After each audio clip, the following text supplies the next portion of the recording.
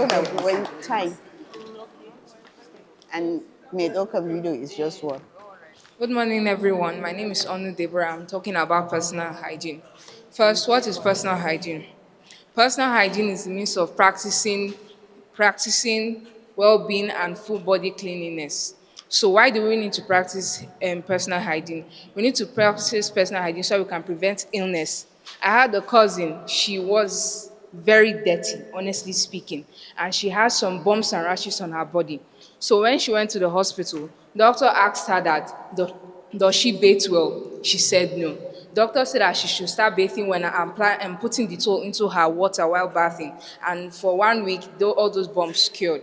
So examples of personal hygiene, we have menstrual hygiene, dental hygiene or oral hygiene, public pubic parts hygiene, personal hygiene, clothing hygiene, and personal space hygiene and food hygiene. First, what is menstrual hygiene?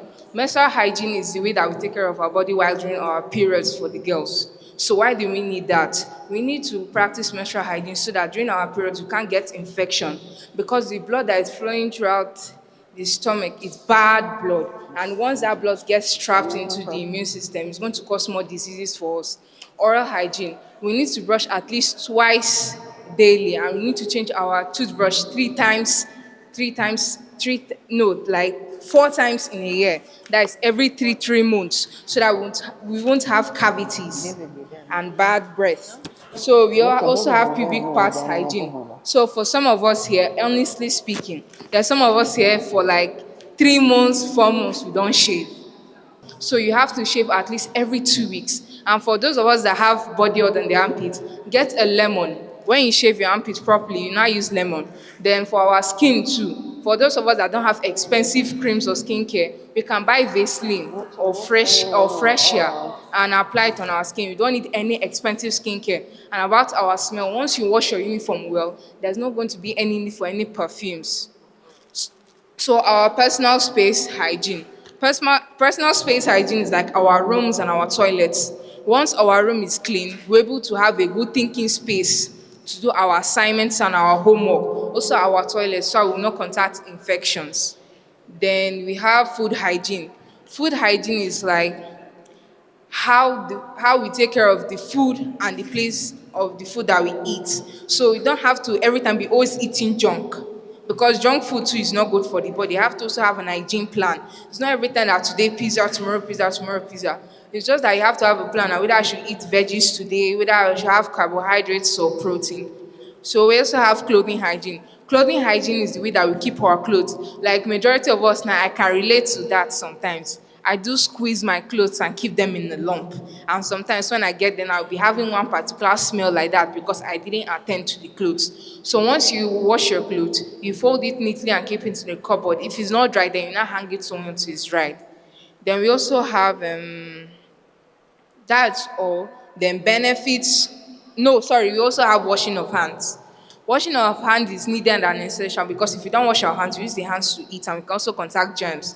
And for those of us that have pimples on our face, due to not washing our hands, because when our hands is dirty and we now put it on our face, we now contact bacteria, which causes pimples. Then benefits of personal hygiene, healthy life. We have a healthy life when we practice personal hygiene, like washing our hands and eating good food. They also have no discriminations. What I mean by no discriminations, like people that don't bathe well, they are discriminated due to their smell or maybe the reaction on their body. Then prevention of diseases. Once we practice good personal hygiene, diseases won't come our way, and mental and physical fitness. Then our mind and our body is going to be fit. Then here are some outlines for those for personal hygiene without spending much money. For dry skin, you apply Vaseline. There's fresher and different types. Then for those of us that don't have expensive toothpaste, we can use baking soda or we can use charcoal and salt to brush our teeth to get them white. Then for the armpits, you don't need deodorant. You can use lemon maybe once or twice in the week. It's not every time, oh, but if you are reacting to the lemon, you apply Vaseline, your armpit to moisturize it in case you get burnt by it. Then for hair care too, majority of us don't wash our hairs. Maybe like for months or two, you can attract lice and dandruff, and which is not good. Also, that will also cause discrimination because people will be like, this girl has lights, this one her hair is smelling, this one she doesn't always make her hair. So if you don't have money to make hair, you have to find a friend to make your hair, you be barbing it.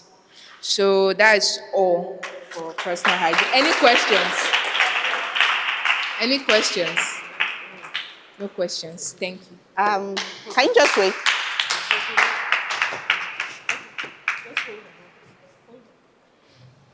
You spoke very well, Thank you. and I'm very proud of you, and I think we are all proud of you. I can see you as a leader, and also, I think you are in the debate team, right? No. Yeah, you are used to debate. Yes. Uh-huh. I can tell from your posture the way you are acting. Congratulations. But you spoke about hygiene, you forgot, you didn't mention mouth odor. No dental.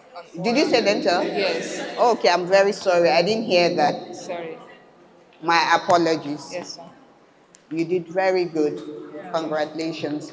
This is how I want all of you. I want you all to be doing like that. Then my question is, you know, you know some people that don't like bathing, and some people are.